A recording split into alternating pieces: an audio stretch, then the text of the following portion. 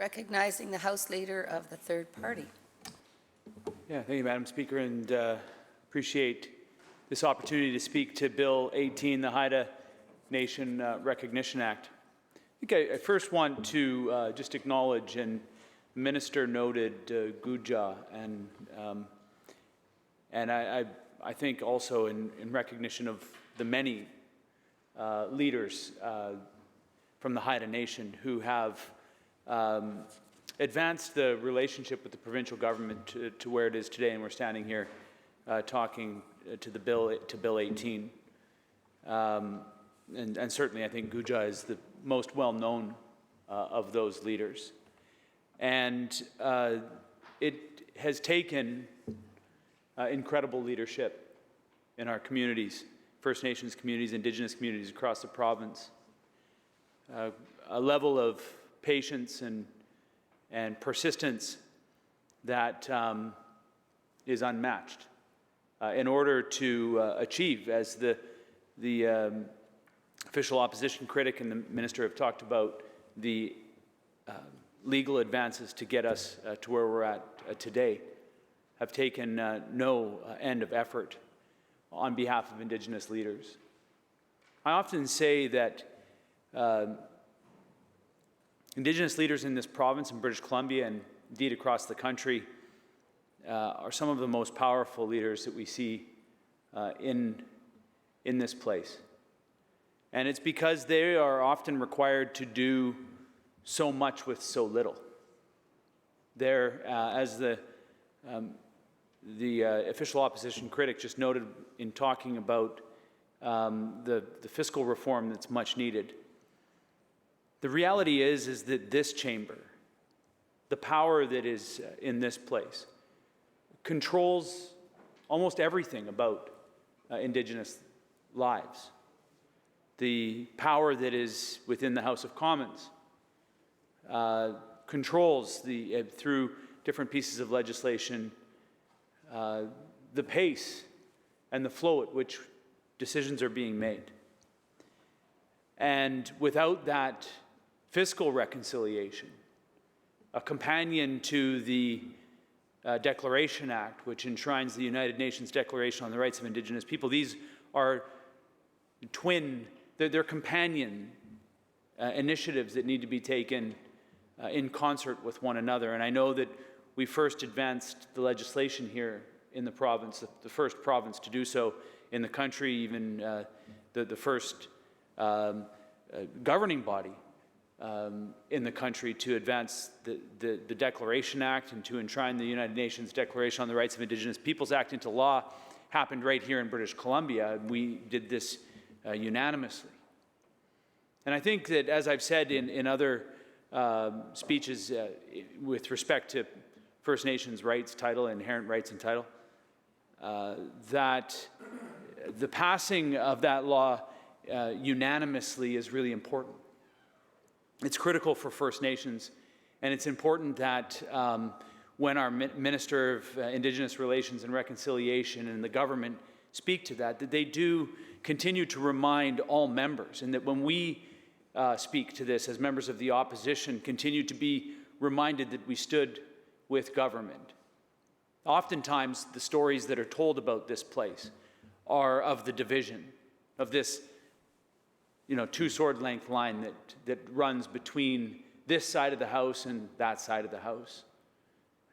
But I think that it's important for Indigenous leaders to know that when important laws are being made, important actions are being taken within this legislature, that every effort has been taken to build consensus. Because as the Indigenous nations, Indigenous people have existed on the landscape and engaged in the land and the waters of this beautiful place since time immemorial, it matters little to them, or it should matter little to them, who's on this side of the House and who's on that side of the House.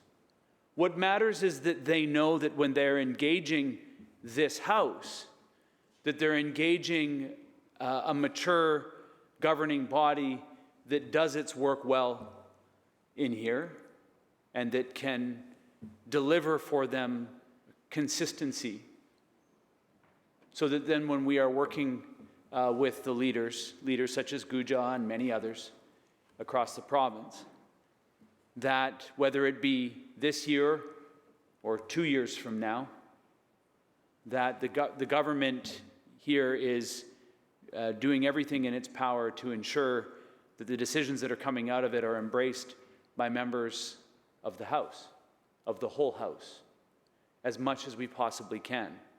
It's not to say that there's going to be differences of opinion. There absolutely will be differences of opinion, but that building of consensus is really important, so that then we can continue to celebrate the acts of reconciliation, the journey of reconciliation as one is that we're taking collectively.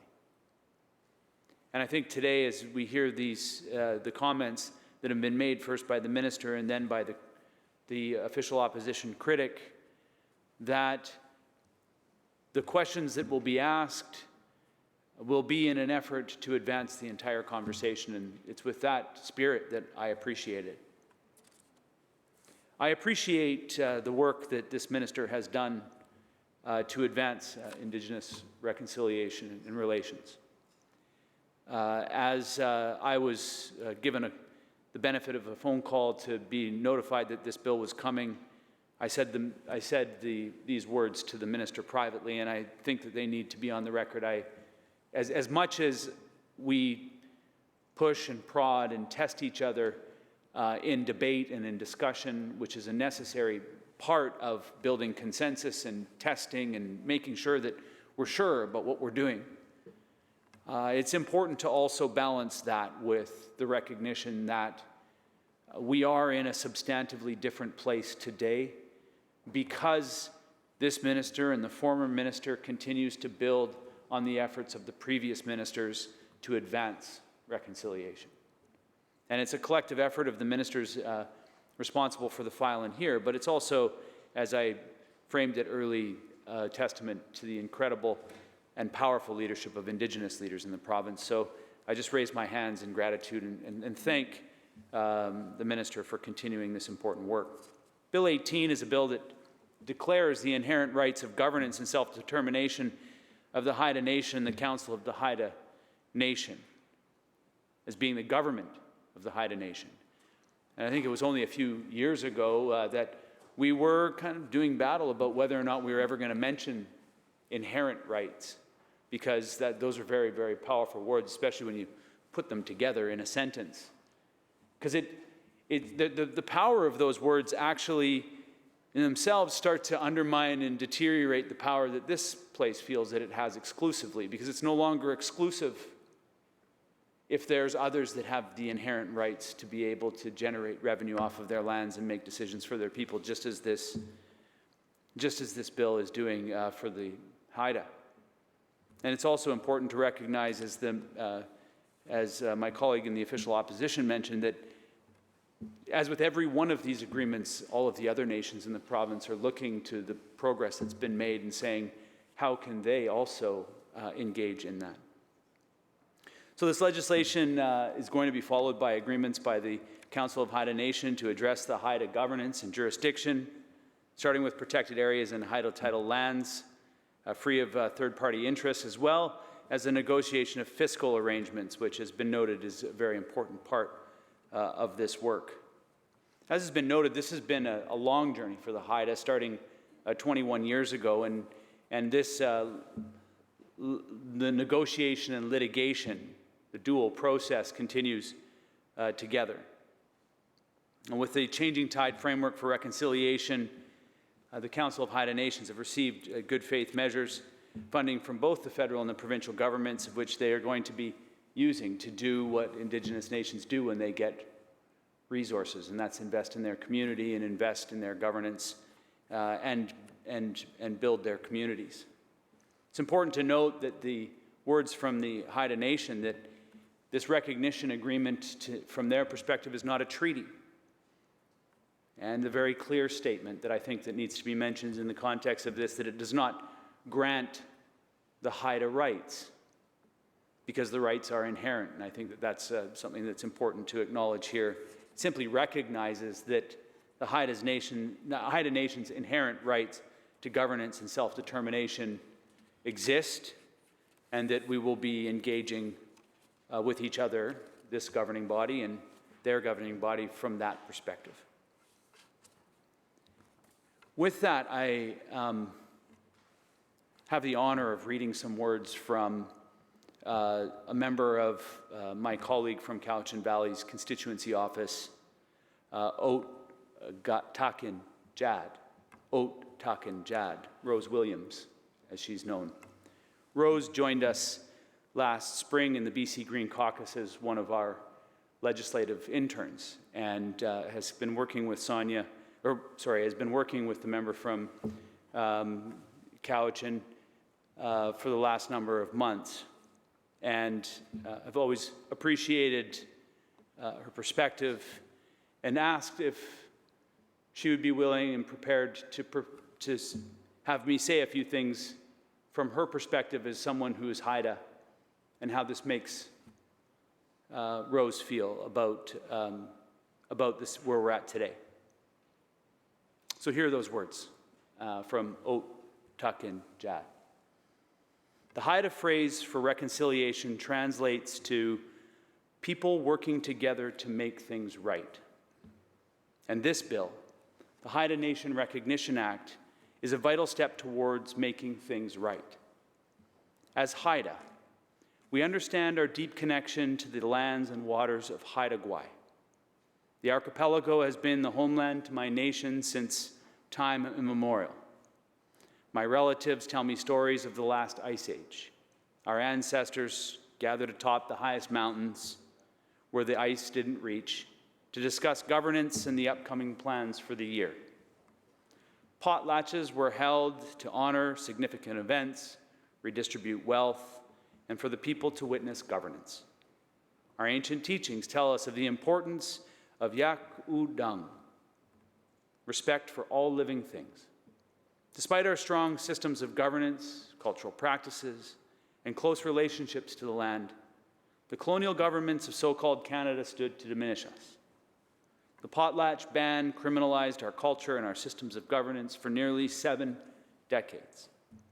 Generations of Haidas were forbidden from gathering, feasting, and practicing our culture. Generations of Haida children were taken from their homes and forced to attend residential schools across the province.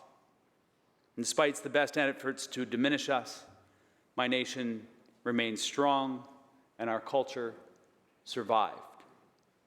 When I was 12, I distinctly remember my 6th grade teacher walking into the classroom brandishing a shiny new globe. We took turns spinning the globe and placing our fingers on the tiny archipelago in the Pacific.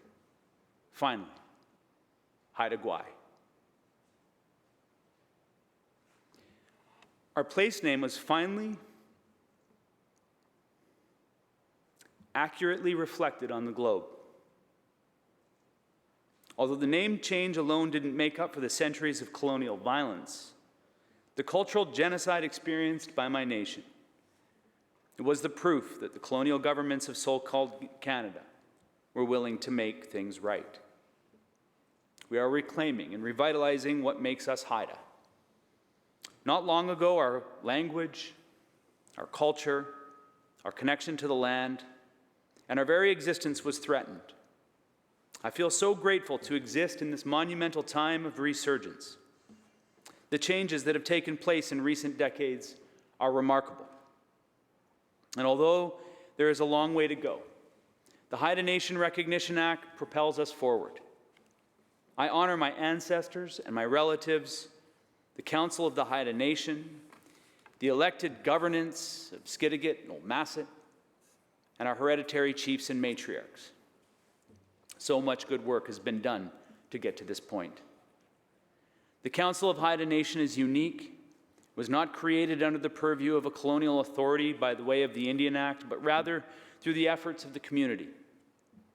The Council of Haida Nation encapsulates the voices of elected officials, hereditary chiefs, and matriarchs, and their decision-making is guided by Haida laws and values.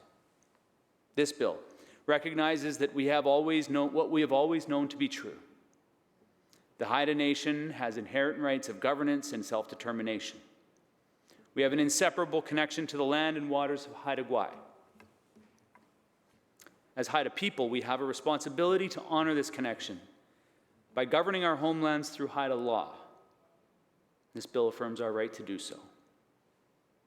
By recognizing our inherent title and the rights as Haida people, the provincial government is taking the steps forward to making things right. Hawal. Haiskwasiam.